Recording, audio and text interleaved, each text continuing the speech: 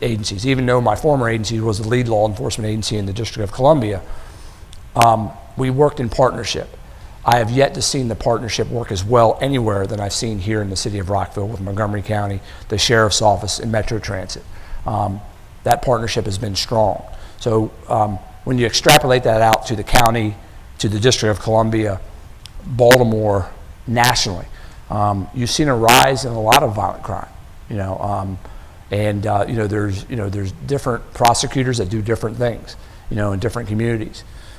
We're fortunate here to have a strong relationship with our state's attorney's office when we bring forward cases, to help adjudicate those cases, to take people and hopefully get people that want to do harm to one another and remove them from our community and do the best we can. So it's something that, I'm not going to sit here and talk to everybody and say that, hey, Rockville has not experienced some significant things. We have.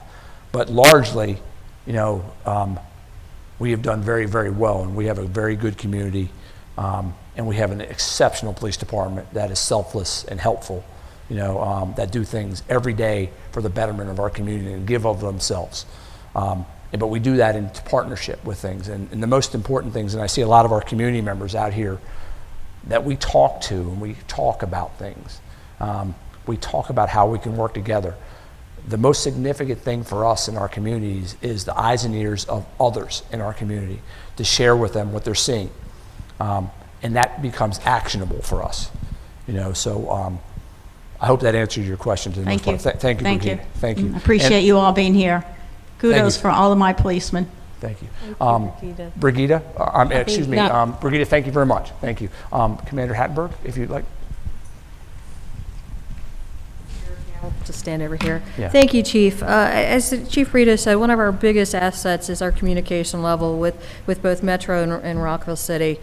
Daily, myself and my executives are in communication with the city, as well as our investigators. We have information that we share back and forth that allows us to have a really good arrest rate on our crimes. I would say in the countywide, in the district-wide outside of Rockville City, our biggest issue is what we see countywide, which is our Part 1 aggravated assaults. That's an assault that has a serious bodily injury. And although in the district we are up 60%, we've only gone from 16 to 31 from 2021 to 2022 in the first 6 months. So although we are up a large percentage, our numbers countywide look very good, and on the good percentage on that are people who know each other, so we are able to make a quick arrest. So the concern for the community at large is very limited. You're still very safe being in the city of Rockville, and we contribute that to several things. Is our officers who are out on the patrol every day are working with other departments and other stakeholders to make sure that if there's an issue, when we're in a meeting such as this, we hear from the community, where do you need us, where do you want us, and we work with our crime analysts to look at data-driven information to make sure we're in the right spot of where we need to be. And so I think all the parts put together make Montgomery County as well as the city a very safe place to be. Thank you, Liz. If I can just add something, Kathy, real quick, and something I think is very, very important. Number one, I'd like to acknowledge Monique Ashton, our council member that came in. Thank you very much. Something that when we talked, and John, you talked about staffing, talked about crime in the city. Where we are different than I've seen in other communities, cities, and municipalities is that we have incredible strong support from our mayor, our council, our city manager. I can't minimize that. That's just a fact. There's nothing that I have not come to them with forwarding with, whether budget items or other issues, that they have not supported. That is a huge plus for the city of Rockville. And I'm not saying that and because they're here and they're looking at me and everything else. I'm saying it because it's the truth. There's nothing that my city manager has not done that we brought to him that we're trying to better our agency. Can we always move forward in another fashion and do things maybe differently? Of course we can, but we have a very, very strong mayor and city council and city manager that recognizes the things that we need, and we have that open communication. So thank you. And our next question is from Joseph D. Maria. Hi, I'm Joe DiMaria, and first I want to say thanks to all of you for your service. You're out there on the front lines every day, and I don't think you get the appreciation you deserve all the time. I live in the Roxborough neighborhood, which I'm sure you know where it is, but for others, if you get off of I-270 at exit 6, there's a big sign that says First Baptist Church. There's a little neighborhood back there, very quiet. There's only 2 ways in and out. And we can hear 270 from where we are, from my house for sure, especially when the leaves aren't on the trees in the winter. And that's patrolled by the state police out of the barracks down there, on Montrose Road, right? Yes. And, you know, a few years ago, we had a real problem with racing on 270 and with these like swarming motorcycle groups that would come by. And the state police seem to have done a pretty good job of clamping down on that and putting an end to it. They had task forces out there and all. And lately, for reasons we can discuss later, I've been thinking a lot about how the city government relates to the state government. Now, I noticed that there's no one here tonight with the various agencies from the state police. Maybe they were invited, maybe they weren't, I don't know. But can you speak generally about your relationship, the department's relationship with the state police and with the state government in general? Sure. I'll speak to the state police. That's pretty much in our wheelhouse with the Maryland State Police. I'm fortunate is that, you know, many moons ago, I was involved with the state police when I went to grad school with all the hierarchy of the Maryland State Police. So I know a great deal of people there, spent a lot of time and many years with them. Our state police relationship is a strong one. We have issues that have to do with their patrolling 270 in areas that are germane to the state police. We have those conversations. We share information that we're seeing and feedback we have from our community. But we also, are involved in task force that they do.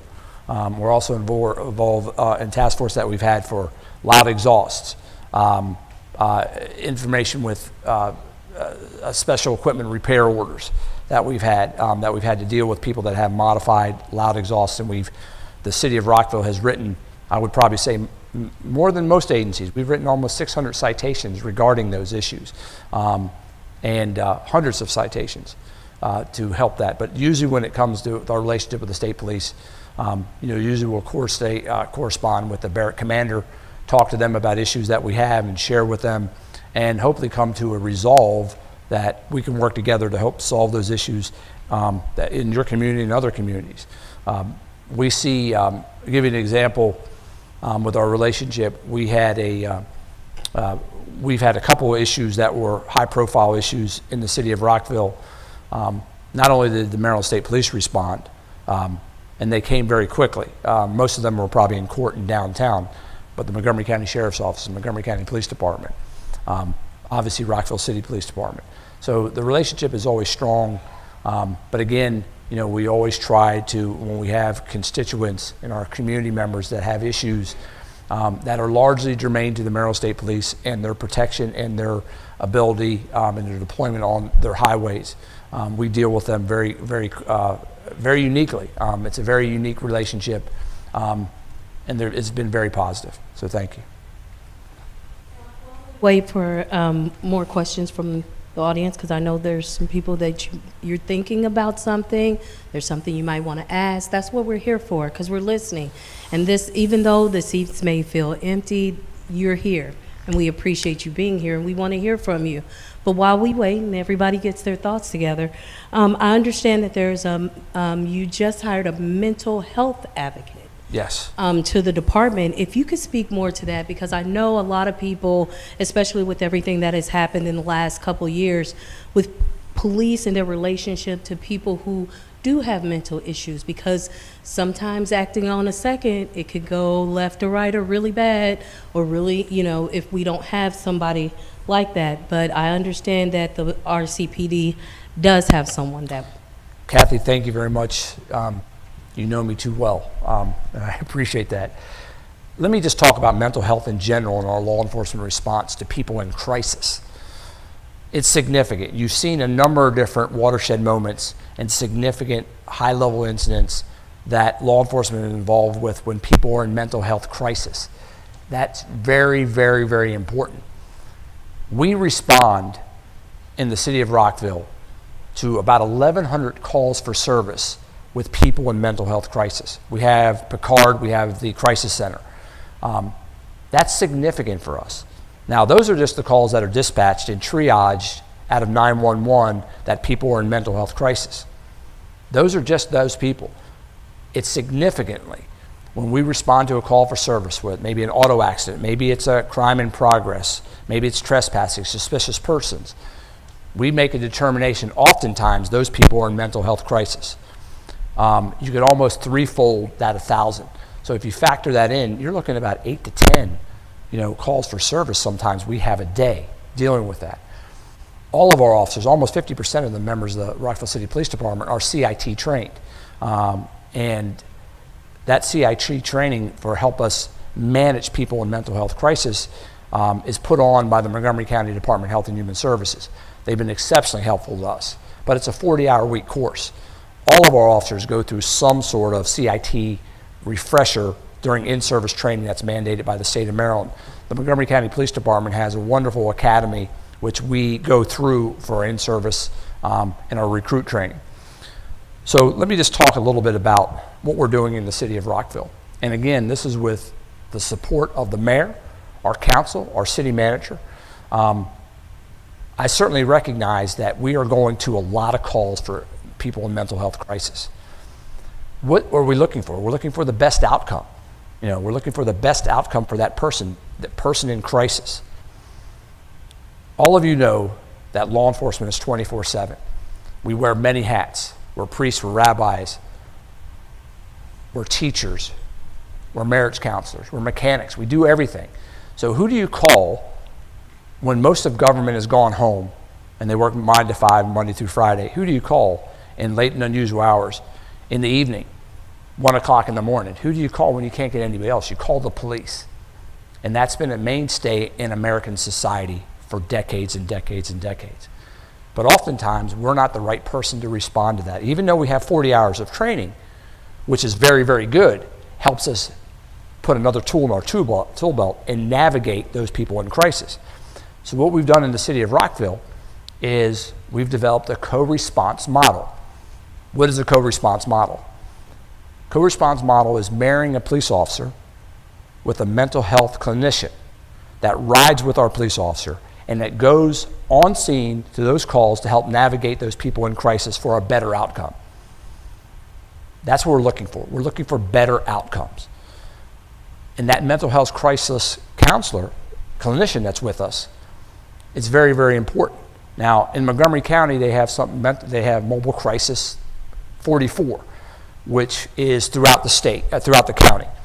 Well, Montgomery County is the most populated county in the state of Maryland. It's also very large. It's in the top 5 largest counties geographically in the state. Mobile Crisis, or MC44, could be anywhere in the state, anywhere in the county. When we need someone now, to navigate that. Time and distance are very, very important for us. So if we do not have someone to respond, we have to wait for them, and maybe they're not even available. So we have to navigate that on ourselves. So the city of Rockville took an incredibly forward step, is that we are working with the Montgomery County Department of Health and Human Services, and we're very close to hiring our first mental health clinician to be embedded in the Rockville City Police Department. Fundamentally, we're looking for better outcomes for people, how we treat people, how we navigate their crisis, big, small, or anything, everything in between. It's very progressive for us. It's going to be very good for our community. Now, one mental health clinician, will it cover all watches? Certainly it won't. Anyone that's done scheduling, you know what a 24-hour schedule means and what that means to have X amount of bodies. But it's a first foundational step that's positive for our city. And we're going to be the first municipality in Montgomery County to do that. So it's a beautiful thing for us. That's awesome. Thank you so much. Jamie, right, from Twin Brook?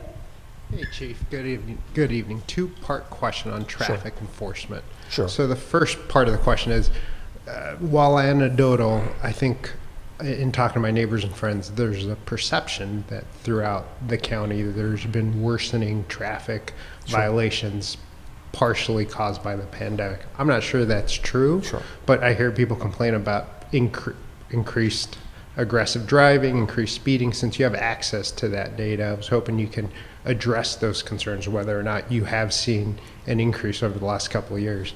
The second part of the question is kind of tied to that. In light of the city and county's Vision Zero policies and plans, how do the city and county coordinate on traffic enforcement to maximize resources, particularly in light of the fact that there's less officers to engage in some of those strategies like visual enforcement throughout the city? Sure. Thank you. I also like to recognize Jamie Espinoza, who just spoke. Jamie is part of our Community Policing Advisory Board. So thank you very much, Jamie. So Jamie's here tonight. I see Jamie every month and we talk every month. So let me talk about a little bit about traffic. Probably the most significant issue that I hear from our community members is traffic related. John will tell you, we talk about, John will tell me, because John's told me many times, loud exhaust, vehicles engage in speed contests, aggressive driving. That is the most significant issue that we deal with in the city of Rockville, bar none, on any issue. How we try to engage it, we've had details, we've had traffic enforcement details, we've had pedestrian details.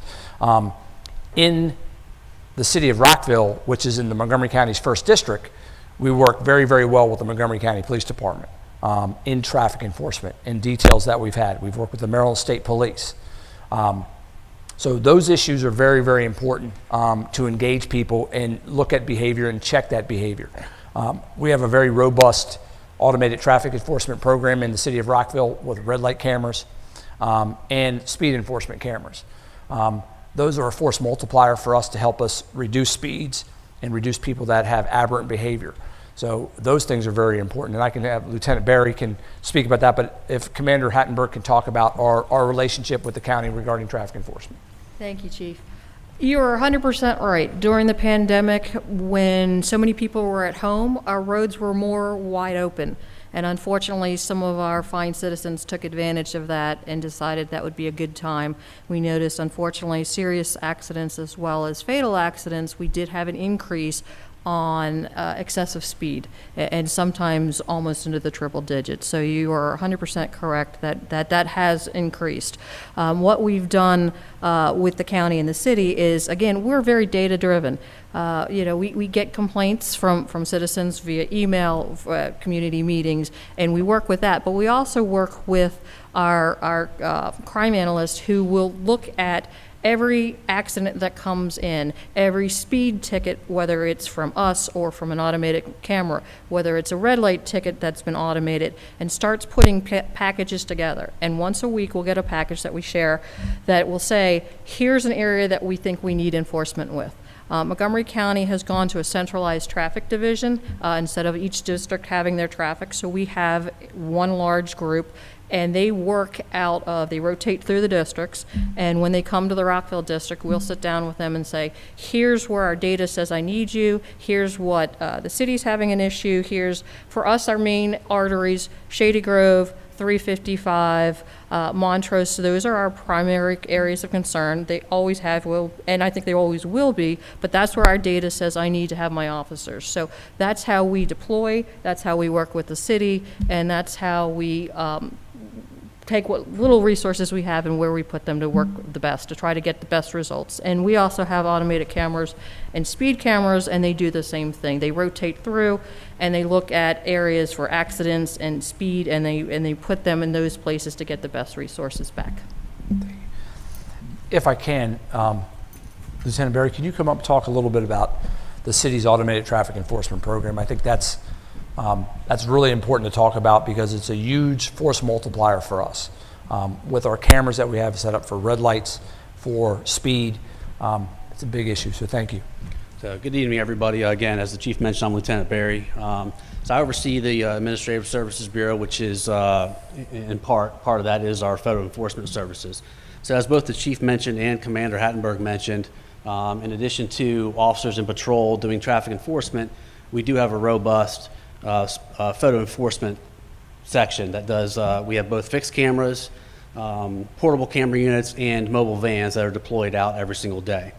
So with that, we, just like when we're monitoring traffic data for in-person enforcement, we're also doing that with our photo enforcement, seeing where the most needs are for us to deploy our cameras. So as I mentioned, we do have fixed poles for speed and for red light enforcement, and those are stationary, they don't move. But we have more of the portable units that we can move out throughout the city and deploy where they're needed. And then our vans that are staffed by our photo enforcement employees, they move around the city every single day, and you probably see them out on the road, especially if they flash at you. But we're able to deploy them wherever they're needed, and where we find our most important needs are. We're always evaluating that and determining where we need to add additional site codes, and where we need to determine if we need to have more cameras in that area, what the issues are, whether they need to be speed or red light cameras. Thank you, John. All right, we have Bishop Walker with a question. Go ahead. Good evening, sir. How are you, Chief? All of the panelists and community members. I just wanted to say that in reference to the PAB and the Police Accountability Board, of course, we will receive police misconduct complaints and review outcomes of certain disciplinary matters according to the Maryland Coalition for Justice and Police Accountability. I like to say that as the county executive's PAB chair nominee, I believe that, and I'm confident that my ministry and my professional and personal life experiences has matured me into a well-rounded person and a well-balanced and a growing character that has been witnessed and recognized by Montgomery County elected officials and civic leaders, community leaders, and religious leaders, as well as those individuals whose lives that my ministry and work has impacted. I was asked, if confirmed, how will I work to ensure the Police Accountability Board is seen as illegitimate to both police and community? My answer was I would accomplish this by presenting the path to both the community and the police as being transparent and a fair-minded board that will conform to the rules and laws and thoroughly and fairly investigate all complaints for police misconduct made by its citizens and determine whether or not the evidence supports the complaint of misconduct and bringing that complaint to a justified conclusion. I'd like to present that answer to not only you, sir, but even the representative for Montgomery County and even for the, I believe it's Metro Transit, excuse me, because we know that most of these negative encounters start usually at a simple traffic stop. So again, sir, my question would be, how would you work with the PAB in its transparency and being legitimate in how we communicate and will work together in the near future? Well, Bishop Walker, thank you very much for that question. And I've gotten to know you, pretty well in the few times we've had the opportunity to meet. So thank you very much for being here. I certainly know you to be a fair and reasonable person. I think anything is that, we're going into a new process July 1st of this year. The Maryland State Legislature enacted HB 670, which has to do with the Police Accountability Board and the Administrative Charging Committee regarding police complaints by citizens. It's a stark departure, which was the Law Enforcement Officers' Bill of Rights, which was the oldest one in the state of Maryland in the nation. So it's changed dramatically. But the answer to your question is that we will work with good hearts and good communication and transparency to provide the best outcomes for those issues, and hopefully to ensure transparency and fairness for everyone involved. I think that's very, very important. You can expect nothing but transparency and us working collaboratively together for the better outcomes for our community. Thank you. Thank you, and I think you know this person here. I think I recognize the name. Madam Mayor Bridget Newton. Yes. Hi, everybody. I decided I better stand up, or people think I'm just sitting there to smile at you all. First of all, I want to thank you all for being here tonight, and to our senior staff, thank you. I'm sure there will be questions for you in a minute, but unfortunately, especially after today's decision by SCOTUS, I'm here on 2 counts. One is to ask you all what that means for you and how much more difficult I think it will make it for all of us.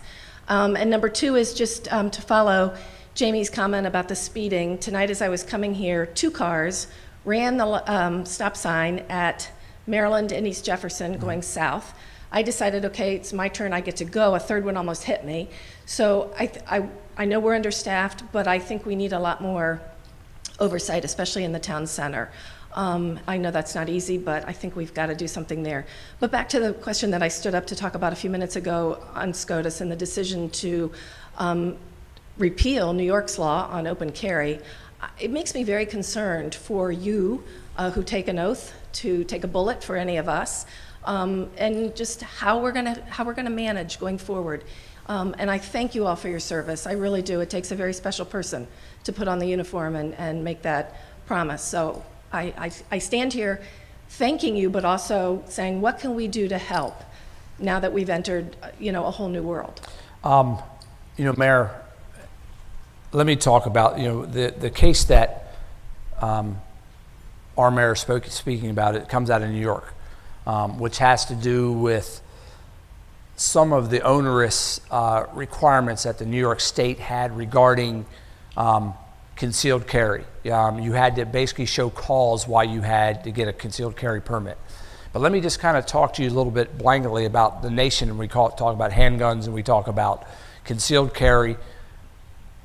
Half of the country, 50% of this nation, has constitutional carry, which has no permitting process at all.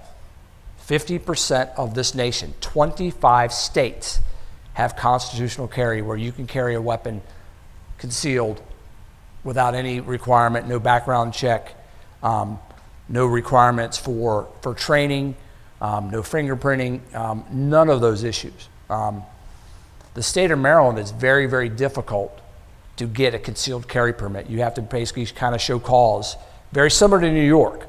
So I would anticipate that that's coming to a theater near us very quickly, because the Supreme Court decision applies to all these states. So my best guess is that it's going to happen in Maryland. Maryland's law is very similar.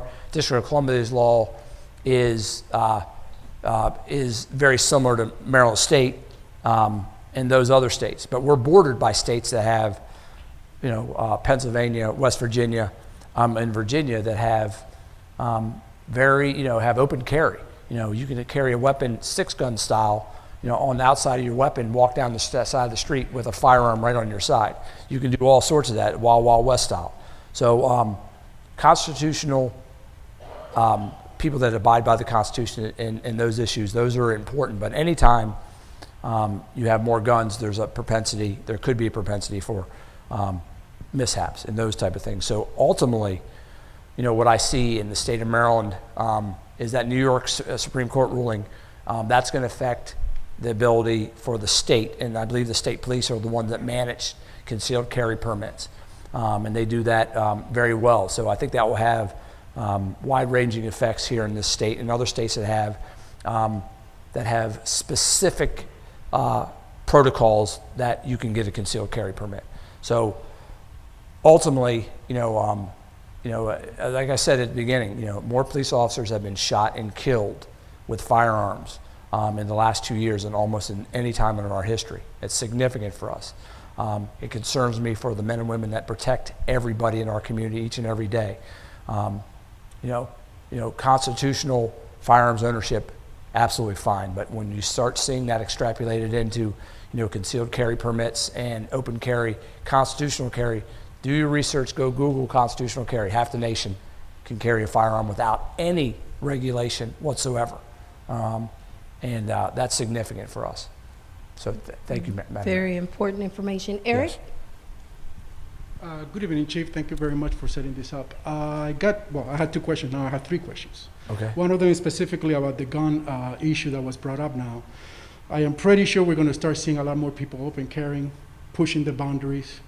It's just, I think, we're just going to see that, and I wanted to know what steps are you taking to train your officers when they encounter such people, which I think is just a matter of time before you're going to start seeing them open carrying around and just pushing the boundaries. Well, let me just talk about open carry. We don't have any open carry law in the state of Maryland. Right, that's why I'm saying that. If we see someone with an open carry pistol, we will make a stop, we will develop probable cause, and we will make an apprehension, period. Yeah. I mean, you can't carry Wild Wild West style in the state of Maryland. You can't do that. You can do that in Virginia, you can do it in other states, you can't do it here. It's a violation of law, period. Yeah, no, I'm thinking of long guns, things like that, Yes. people that can go just to get... Our officers are very well trained to spot, the characteristics of people carrying armed. There's a lot of very good training that we've gone through about characteristics of armed people, so we recognize those things. The bigger issue, that we've seen is the rise and use illegally of unserialized firearms, AKA ghost guns. Right. Very big issue. We've recovered numerous of those type of weapons in the city of Rockville. I know Montgomery County has also. And now Maryland has a new law, which is another tool for us, to add to a charging document. So go ahead, I'm sorry. Yes, sir. My second question was about accountability. And you spoke about the new bill that was passed by the legislature. Yes. Opening up some of the personnel files and information that used to be kept from the public. However, we have seen that other agencies in Maryland, police agencies, have been pushing very hard against the law. They have come up with new rules, or they're just not responsive to information that is asked for them, we have been given the right to get that information now with the new law. So I'm wondering, what policy have you put in place to comply with the new law, and more importantly, to comply with the spirit of the law in bringing sunshine into your department? Well, very good question. The law is the law. We have to abide by every letter and sentence of it. Don't have that luxury to say, no, it's a job requirement. Under HB 670, you have a variety of different things that we have to go through, different use of force training. We have to sign a pledge that we've gone through that training. We have to sign a pledge that about the sanctity of life, those issues. The bottom line is that change is part of our society, is part of our culture. Things change. We have to adapt with those issues. The law is the law. The Montgomery County government has put together the Police Accountability Board and the Administrative Charging Committee. And we are part of that as a municipality. The law says specifically that municipalities will abide by their county regulations, in which we were going to do. Again, as Bishop Walker mentioned, is that it's very, very important for us is that the process is fair, it's transparent for our officers and our community together. You can't have it one way or another. Police accountability is exceptionally important, but also is rewarding good police work and good police behavior. You can't have one without the other. You have to reward good police work, but you also have to have accountability, because that's very, very important for all of us. So you can't have one without the other. You just can't say, I'm going to reward great police work and not have accountability. What you've seen throughout this nation in every aspect of it is that you've seen behaviors that have gone unchecked, in certain agencies, not here, but other issues. You've seen behaviors where, you've seen individuals commit heinous crimes. I can tell you right now is that our police officers don't wake up in the morning and put their 2 feet on the ground and say, I'm going to do something bad to somebody. This doesn't happen like that. What happens is that you have leadership that sees behaviors and don't address it, whether it's something small. And what happens, just like with children, with anybody else, is that when you see behaviors, what's our goal as managers and leaders in law enforcement? Is to change behavior. When you see an aberrant behavior, you want to change it from the low level. But when that doesn't happen, things graduate. And then what happens is you create monsters, okay? And you have to address behavior. But most things start at the small level. In the city of Rockville, we have great police officers that do great things. None of us are without, making mistakes. But most mistakes are a training opportunity for us to move forward. Whether it be someone's a little gruff, Maybe they're having a bad day, and maybe they come out of their mouth in a specific issue. But let me just give you like a little picture real quick. And Kathy's kind of looking at her watch because I know she wants to pull me right now. But I was trying to be subtle, but go ahead. Let me just tell me, No, Kathy, no, give me one People second. need to hear it. Let me just tell you one thing is that when you look at a police officer throughout this country, we all kind of look the same for the most part. We all have uniforms. They may be white shirts, blue shirts, black shirts, tan shirts, you know, very handsome, Max, very handsome, very handsome. But you'll see a police officer, when they walk, they'll have a duty belt on. Old school, it's called a Sam Brown, but now it's called a duty belt. You'll see a police officer with a firearm, maybe a taser, handcuffs, OC spray, a police radio, which is $5,000 to $8,000. Those are great tools that will protect you and protect the officer. But one tool that doesn't get spoken about enough, the most important tool that a police officer has, is his or her mouth.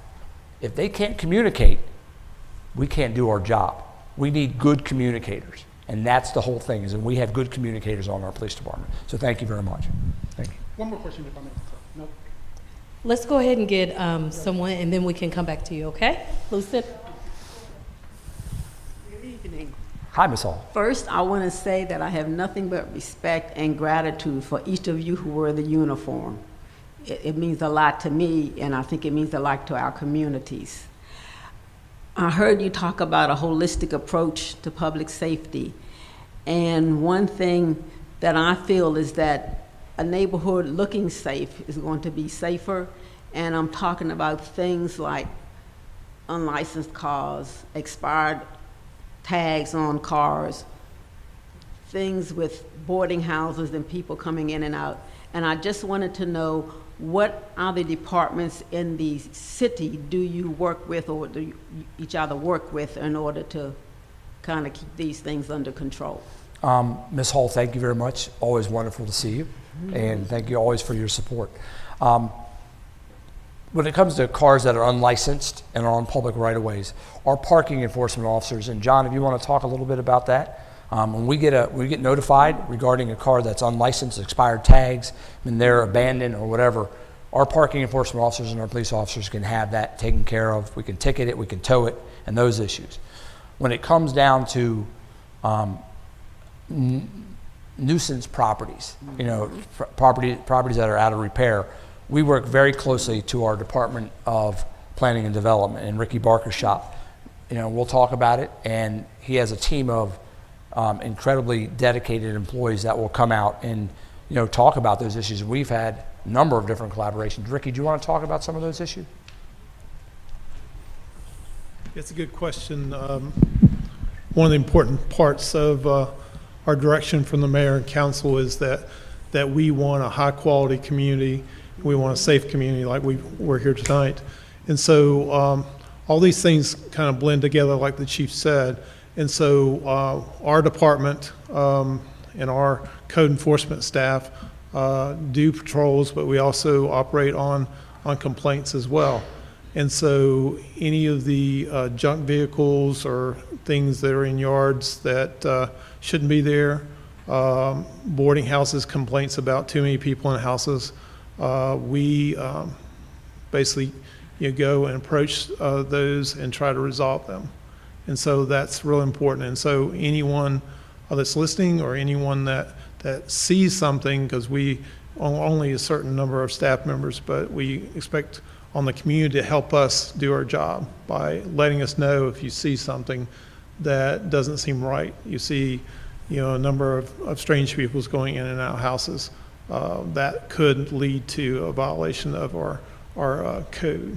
So most definitely a good question, and we, like Chief said, we work as a team and want to provide not only that level that our residents expect in their community. So thank you. Ms. Hall, can I just add a little bit something, because there's multiple facets to safe neighborhoods and neighborhoods that function well.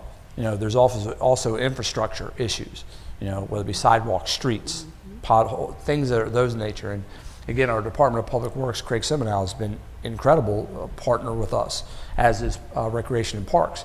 When we have issues with, if we have a vehicle accident, we have an injury, a pedestrian accident, all those members of all of our, Department of Public Works, they're kept in the loop regarding those issues so they can look at those issues if there's something structural, something infrastructure-wise that they can work at.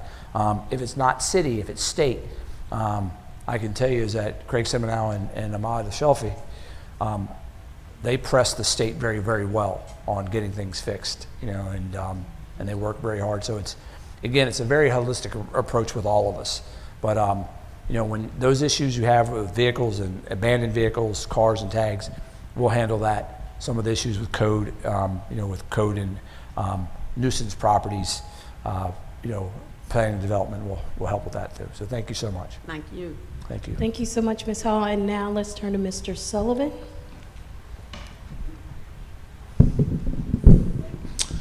Good evening. My name is Reardon Sullivan. I'm actually running to be the next county executive here in Montgomery County.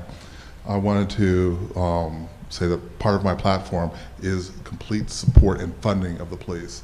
And I want us to take, I think I can speak for everybody else here in the auditorium, and thank you for your service, because without you, I don't really know what we do. A couple quick questions for you. Number one, I was hoping you could speak a little bit about the Police Accountability Board versus the Police Accountability Commission, aka what's done at the state level versus what's done at Montgomery County. Also speak a little bit about qualified immunity and how that affects how you are approaching policing. And finally, the funding of the police. One of the things that I've seen in Montgomery County, they changed the budget. They actually cut, I believe, $3 million from the budget in FY22, and that was a loss of, I believe, 63 FTEs. And I was hoping you might be able to say a few words about those items. Thank you. Let me just take your Police Accountability Board question. That's first. I can't speak to the state's process because we don't avail ourselves to the state's process. Currently, as of today, we have to abide by the Law Enforcement Officers' Bill of Rights, which is codified in Maryland Public Safety Article 3, 101 to 3113. The new process which takes place, which the Law Enforcement Officers' Bill of Rights is no longer here in the state of Maryland. The longest Law Enforcement Bill of Rights, I believe it was 1977 here in Maryland. The Police Accountability Board is that I'm an optimist. I look at the glass being half full, or as somebody very close to me says that your glass is always full. So I believe in optimism, and I believe in that the Police Accountability Board, the Administrative Charging Committee, will be transparent, they'll be fair, they'll be reasonable, and I believe they'll listen, to us, So I believe that's a positive. Again, this is a new process. It's been almost 40 years, that we've been in the Law Enforcement Officers' Bill of Rights, as I said, which is codified under 3101 to 3113. It's going to be a different departure, from how we do business. I'm hoping and I'm optimistic that it's going to be well, and we have fine people like here, like Bishop Walker, here will be the chairperson. So your next question, you talked about qualified immunity. There's no law in the state of Maryland that has been passed anything to change qualified immunity. Qualified immunity has been around for decades, not only for police officers, for administrators throughout the state, in government. Basically, depending on their actions, shielding those individuals that act with good faith from certain lawsuits and those type of things. I think as you've seen throughout most of the nation, not only Maryland, when people don't operate in good faith, I think there's other remedies, that have taken place. So again, there's nothing in the legislature that I'm aware of that has changed anything about qualified immunity in this state or federally. Your last question was about money? Funding. I know Montgomery County has actually took $3 million out of the budget. Yeah. And I know that was a loss of, I think, 63 FTEs. Sure. And I wonder how that's affected, because you're in Rockville, you're working with Montgomery County. We work with Montgomery County, but we're an independent municipality. The city of Rockville has not done any such thing. The city of Rockville has been incredibly supportive of our police department. When you look throughout this nation, when there has been city councils, municipalities, and other government entities throughout the nation, our city, our elected officials have been resolute in supporting the things that we do in our city. So for that, I'm grateful and I'm blessed. So thank you very much. And one of those governing body members is Councilmember Ashton. She has a question. I just wanted to note that I really appreciate our residents for being here, and there are many online, and folks who have reached out to me and said they couldn't be here, but they're watching you online. So thank you for having this important town hall. I have been taking copious notes as well as listing some of the things that I've heard from residents. So it'll be a multi-part question, but I know that you can expect that from me. I'm prepared. First, I just wanted to say thank you for making this a team sport and for doing that every day. I want to acknowledge that we have folks from, people who care about the state level work, county, city, as well as metro. It really does take that. But also, an important part of safety is city staff and the city leadership. And so I'm really happy to see planning, code enforcement, DPW, and rec and parks, because it takes all of us to make the city safe. Just a couple of observations and some things that I know that you have advocated for, and Mayor and Council and our city manager have been trying to do. One is making sure that there's some additional steps so that we don't start losing. You think about retention as well as recruitment are two important factors. So this Mayor and Council during the budget process added some steps so that it can help you as a department retain. Other comment I wanted to make is that you, as our chief, came to Mayor and Council with the idea of a language stipend to be able to serve the diverse residents of our city and to be able to communicate, as you were speaking earlier, and making sure that as your officers are out, there are multiple languages that people can engage with our officers in. Yes, also, the leadership on the Community Policing Advisory Board, that has been a really important part of getting our community to be active and engaged, as well as just providing counsel to support how you have been leading this department in terms of a community approach. And before it became a national trend, the Rockville City Police Department has been a leader in really thinking about diversity inclusion, as well as making sure that there is no bias. We can't say that it's all a race, but we're going to be training our leadership and our community members. So just a huge thank you for that. And then another big thing that happened in the past year is just the city and other municipalities in Montgomery County were successful in finally getting some tax duplication monies returned to the city or brought to the city so that we can support public safety through transportation, Vision Zero, as well as the police department. So I just want to thank you for your support on that, and then the mental health leadership, that's something that is new to the department. So I just wanted to share some of the ways that we've been listening to our community. A couple quotes that I can think about from you, and I'll just say to quote Chief Brito, is, you all confront our society sometimes when they're experiencing their worst day. And you run to danger when other people are running away. And that takes a lot of courage, but it takes a lot of caring for our community. So thank you for that. Two other points that I think are germane to what I'll say next is you can't arrest your way out of the problem. You have to think about, and I know we've talked and I have a direct line to you to say, what can we do to learn from the situation? How can we prevent it in the future? And part of that is another quote you'll say is never forget your humanity and thinking around the problem.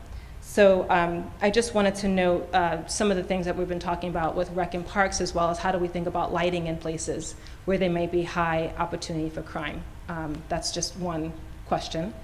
The next question I've gotten from a resident is how can we get folks to be more comfortable in calling the non-emergency line when they feel like there's a safety issue or concern. My other question relates to rec and parks. We have seen across the country where the pandemic has had a major impact on mental health, financial constraint, idle hands, and some of our youth engaging in activity just because of all the pressures. And so I just got a figure from Rec and Parks, our director Tim Chestnut, and I see that Rec and Parks is represented here as well. Perhaps they may want to make a comment, but there's been a 164% increase in the financial aid request for those services, for programming support to be able to join our Rec and Park programs. To me, that signals that there is financial pressure in the community, but also it's an important part of preventing. It's not just about arresting a way out. The problem is, how do we give people positive ways to engage in our community and keep them occupied and productive and positive. And then since DPW is here as well, just want to talk through some of the things that you're focused on in terms of Vision Zero, because a big part of public safety is just being able to walk and bike in our city and make sure that it doesn't feel like your life is at risk in doing so. So I'll just pause there. Sure. Thank you. Thank you. Councilmember Ashton, before we get to DPW and Parks and Recreation, you said something that we talk about all the time, is that we answer calls for service. We go to people every day in some level of crisis. It could be small, it could be large. You can never forget your humanity, because that call for service could be someone's worst day. It could be somebody stole a package off their porch. It could be they had a car accident for the first time. They had an interaction with a police officer. So you never can forget your humanity. And empathy is a huge deal. And what I say to, I say to my son, and I say to many others, is that when you wake up in the morning, go to that medicine cabinet, open up that medicine cabinet, pull out that jar of empathy and take a big swig of it, and understand that sometimes people are put in positions that we have to understand why they're in that position. And you have to have empathy and compassion in dealing with it. And you're exactly right. You can never arrest your way out of a situation, ever. The large part, and we do very well, people that want to prey and have negative behaviors towards others, we will use the laws that we have to make sure that we arrest those individuals and apprehend them. But a large portion of what we do is helping people and giving them the guidance to further whatever that particular situation. Not every situation calls for an arrest at all. Sometimes, and you've seen it in the many correspondence that I've shared with the mayor and council of the selfless actions of the Rockville City Police Department that they do. So those are important things. Craig, you want to talk about DPW stuff? Sure. Craig Simino, Director of Public Works. The issue of what we're doing towards safety, et cetera, we do a lot of the day-to-day things. The police enforce the speed limits. We set the speed limits. We put the signs up. And so one of the big jobs we have is when those signs fall down, when something is not readable, when the lines aren't visible enough on the roadway, we take that very seriously. In addition, graffiti is something that we take very seriously. So we have our crews, our work crews, who go out there very quickly to address those type of things. But the rest of what we do probably falls under the umbrella of Vision Zero.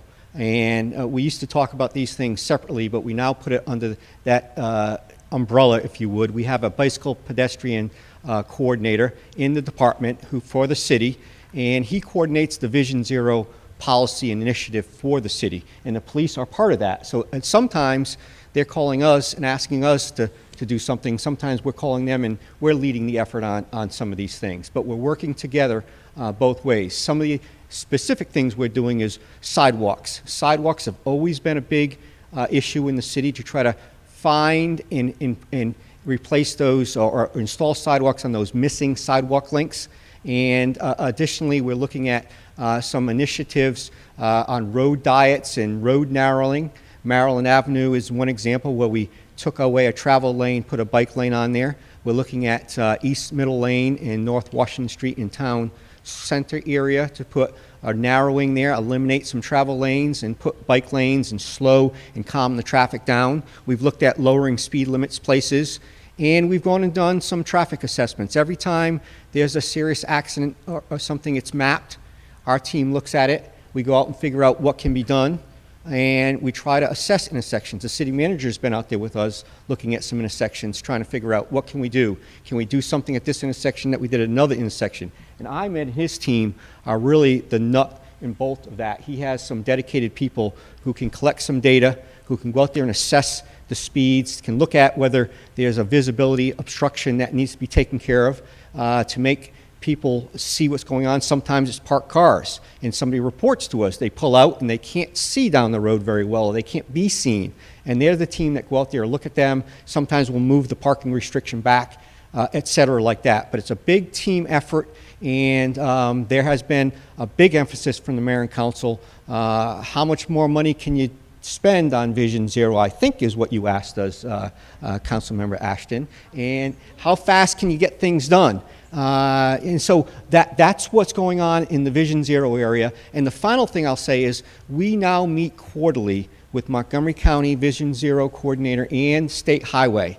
And we talk about the issues that are common to us. And we have a lot of state roads in the city. And we are, in fact, as Chief said, we are, in fact, pressing the state to step up the game where there's problems, because a lot of our accidents, pedestrian accidents, happen on state roads. Okay.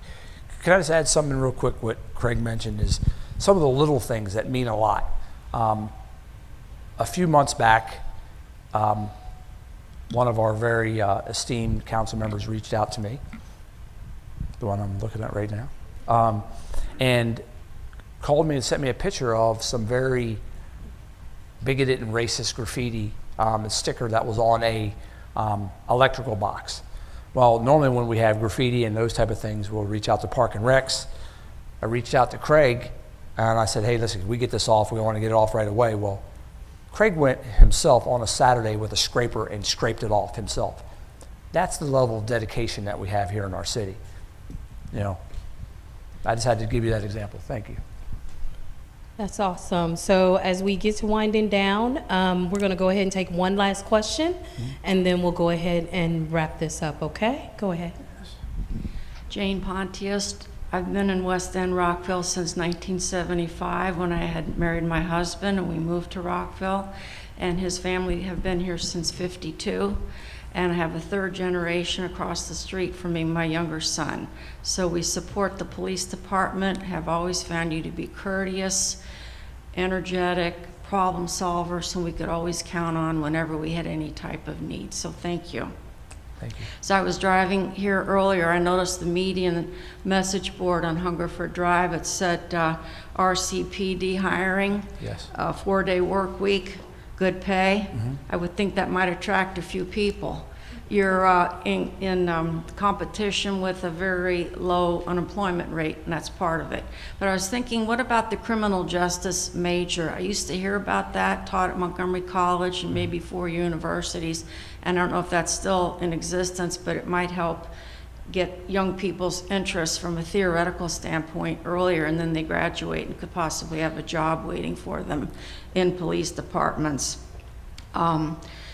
In the light of the tragic Uvalde school shooting, we're reading in the media how nobody knew what to do, how to get in, what kind of doors, which way they open, keys and all that.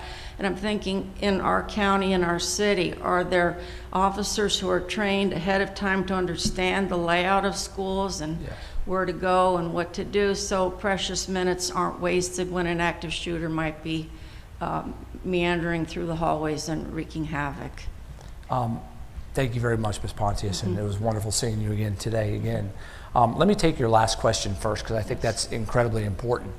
After the tragic events in Uvalde, I fielded many calls, and as I spoke to our team here, when that happened, right when we had hometown holidays, you know, so we while we were up at Redgate, we talked about that as a department. I can tell you uniformly, to a person in our police department, we are not going to wait at all. You know, as a father, as a police officer, as a police chief, that's my job, to engage, go in immediately, and eliminate that threat, period. That's it. Okay. Every cop that I know and every training that we've done, I can tell you uniformly, would say the same thing. You know, it's not like, you know, things changed after Columbine, you know, and how we engage active shooters. You know, it used to be a number of different people. You know, you'd go in a team of 4. It's not like that anymore. First officer on the scene engages the best they can. That's our job. You know, I can tell you with children, it broke my heart because I'm not waiting. You know, I'm going in and I'm going to do whatever I can. God forbid something happens to me. But that's my job. I am not going to wait for a second. And I'm going to engage people, the most important, that are trying to take lives. And every police officer that I know in the Rockville City Police Department, the Montgomery County Police Department, Montgomery County Sheriff's, Maryland State Police would say the exact same thing. So thank you for that, but absolutely not. We're not going to, we're not going to wait. And then Bravery and courage, that's really what it takes. Also, I want to give a shout out to Lieutenant Barry and Herman Cordero for faithfully each month meeting with our West End Citizens Association to give us statistical updates, what's going on in the city, and it keeps us connected throughout the West End of Rockville. Thank you. Thank you very much. And just to say that when we put on this uniform, we're not playing dress up. It's not Halloween. You know, we represent safety and security for our city, so we are going to engage people. So I'd just like to say that this event was supposed to end at 8:30, but in all fairness, everyone didn't have an opportunity to ask at least one question. So that's what we're here for. We're here to listen. So I went ahead, as Director of Communication, and stretched this program out. So we will take this, and Ms. Testanita has a question, and we'll go to her, if you don't mind, Chief. Good evening, Chief. Good evening, Doctor. I could not let this soiree end like that without thanking you so much for everything you do, everything that your RCP is doing, and also MCPD is doing. You and Commander Attenberg always come whenever you can, or send a representative to all our meetings every month, and that is not a small thing. Thank you, it's really appreciated. So I have a question that may not be really, I'm not sure if it's really relevant, but it's of the realm of public safety. During this pandemic, everybody felt secure in their home. They were restricted, confined in their home, but yet you have people, individuals, calling nonstop. And this is a very intrusive way of getting people IDs and social security numbers and everything. So I was wondering if there was a way for you locally to be able to enforce some kind of laws to go after people who prey, especially on the elderly, in their homes, and making life less safe within their own homes, to address this kind of telecommunication issues and cybersecurity issues. Doctor, number one, I want to say thank you. Those people don't know, Dr. DeSanito is the president of Lincoln Park Citizens Association. So I've met her in Lincoln Park. We've become very good friends. You're absolutely a wonderful person. So thank you for always your support. And love you to death. And you've been fantastic, you and your family. And Zoe, congratulations. Happy graduation. So yes, I mean, during the pandemic, there's all sorts of fraud schemes that rose, whether it be utilities, phones. I get calls on my phones all the time, telling me that I'm delinquent in my taxes. And for me to call this, call a number. It happens all the time. Those things are usually do not engage, and we put out fraud alerts oftentimes, and we'll try to prosecute when we can. It's very difficult in the cyber world to find, to track it down to somebody, because a lot of times it's overseas. My advice to everyone that's listening is that when someone's calling you, asking you for information and data, whether it be license plate, social security numbers, last 4 of your social security number, credit card numbers, never ever give that to them. Never ever. Usually on almost all times, if it sounds too good, it's too good to be true. Whether or not somebody wants to gift you something, say, hey, if you respond to this email, you're going to get some sort of reward. Delete those things. Legitimate banks and services will not contact you that way. Utilities won't do that. So we oftentimes, when we see scams that arise systemically throughout throughout the county or throughout the our city, we'll do alerts, alert people. So thank you very much, Doctor. And then just one more from the audience, Mr. Patty, correct? Sure. Yeah. Okay, sure. Yeah. So we're going to go ahead and take his, so we can know what's happening here. Okay. We'll take his question, and then we have one question that came in via text, Okay. and then we'll go ahead and wrap it up. Is that okay? Of course, Kathy. All right, thank you. Go ahead, Mr. Patty. Sure. Actually, this question relates to Vision Zero and the comments from DPW. I have heard from some of the neighborhoods in the area that there's interest in pedestrian bridges. And you mentioned specifically some of the challenges that you were having more generally with the state in terms of trying to get them to step up their game. First, I was wondering, what specifically would you like to see more help from on the state side to be able to improve the situation and help get closer to Vision Zero? And then the second one is more related to pedestrian bridges requests for places like King Farm near the metro stop there, and whether or not those are, you consider those to be feasible or helpful. Wow. The first part of the question was to the state, and what are we looking for them to do more of? It's mostly assessing the state highways. We're not asking them to do anything off the state roads. We have 355, 28, Veers Mill, 911, the shortest state road in the state is right there on the bridge. Most of our accidents happen there. So when they happen, we want them to go out and do, or even proactively, we're asking them to do an assessment of what those intersections have, and to look at, do they have all the safety measures? Are they looking at the timing of the pedestrians? Are we looking at the crosswalks being in place? Are there any visibility issues there? What can be done to enhance safety on the state roads where our accidents are happening? So that's what we're pressing them to do. The mayor and council have written a letter to the state. I've written a letter to follow up on that letter, and Ahmed, I mean, he's the guy day to day pressing them on issues, trying to get this done, and then before we go into our quarterly meetings, we reassess to try to get this to happen. And they have started responding. Let's not pretend that they haven't done anything. One particular intersection on Veers Mill, they made some improvements, and we were all very happy with it. And of course, we're using that to say, okay, you did it there, now let's see where else you can do it, okay? To your second part of pedestrian bridges are very expensive endeavors. And we are looking at one right now that the mayor and council have made a priority in Twin Brook to try to connect the Twin Brook community across the railroad tracks to the Rockville Pike side of the Twin Brook area near the Twin Brook Quarter development. And we're going through a feasibility to try to find a location. Of course, you got to find ground where you can put the bridge, and then you got to construct and put the bridge in, and then of course you got this monstrosity up there that a lot of people don't like. So they are expensive endeavors. They are now, where you're talking in King Farm, I believe, is crossing 355. Yeah, big challenge. Correct, and that's come to us that because of the concern crossing there, maybe a bridge might be a solution, and that's going to have to be something we take to the state and ask them, because the state owns the right-of-way there and everything.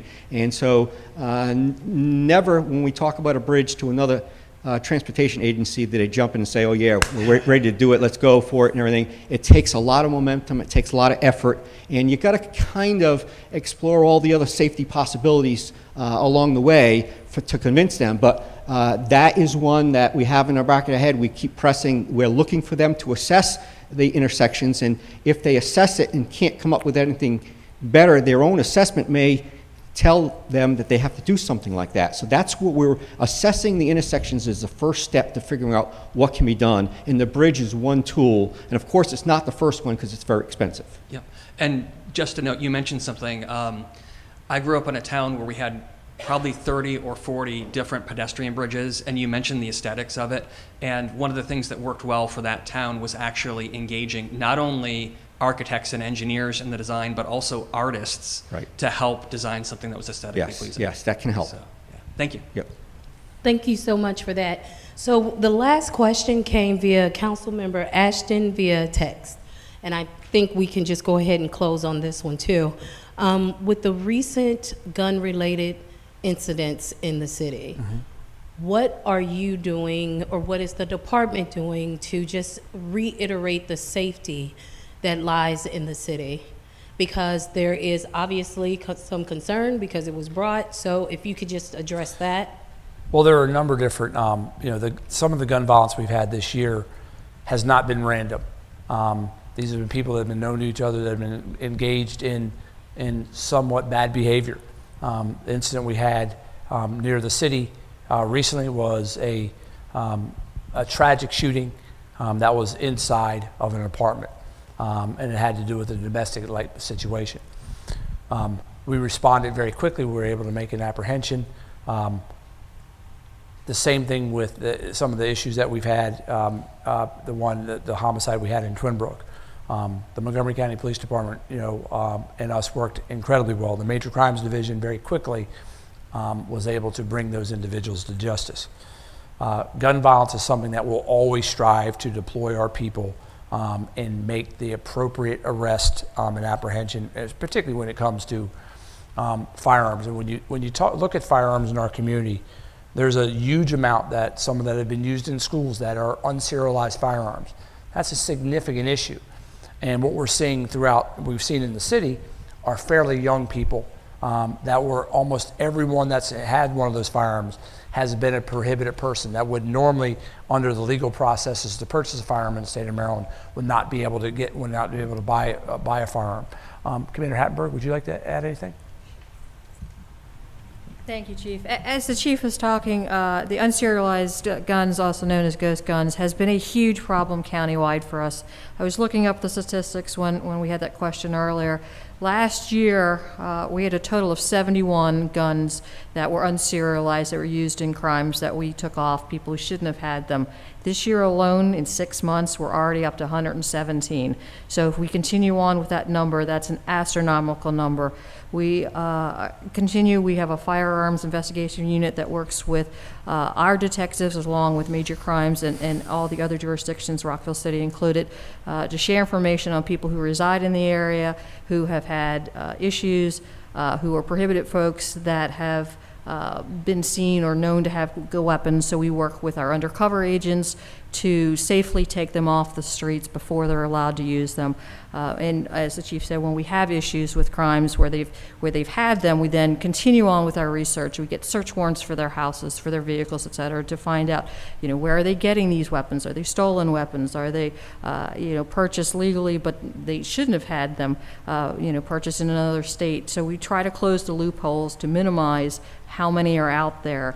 It is an uphill battle. We continue. We appreciate the state has been working with trying to close the loophole with privately manufactured weapons and who can purchase them, where they can purchase them. And now, I believe it's June of 2023, they're going to need to be serialized, and that should help.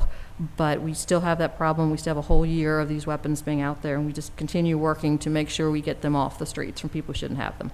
Thank you, Commander. All right. This has been very, very good. I think that communication cleans the soul. So we appreciate all of you for joining us tonight. Now, of course, the conversation doesn't have to stop here. The city is here for you. Rockville City Police Department is here for you. And we want to make sure that you know that we are listening. The listening doesn't stop today. It'll continue. And thanks again for joining us. I'm Catherine Kirk-Dantzler, Director of Communication for the City of Rockville, on behalf of the Chief of Police and all the other esteemed guests tonight. Thank you for joining Rockville. Until next time. Thank you, everybody.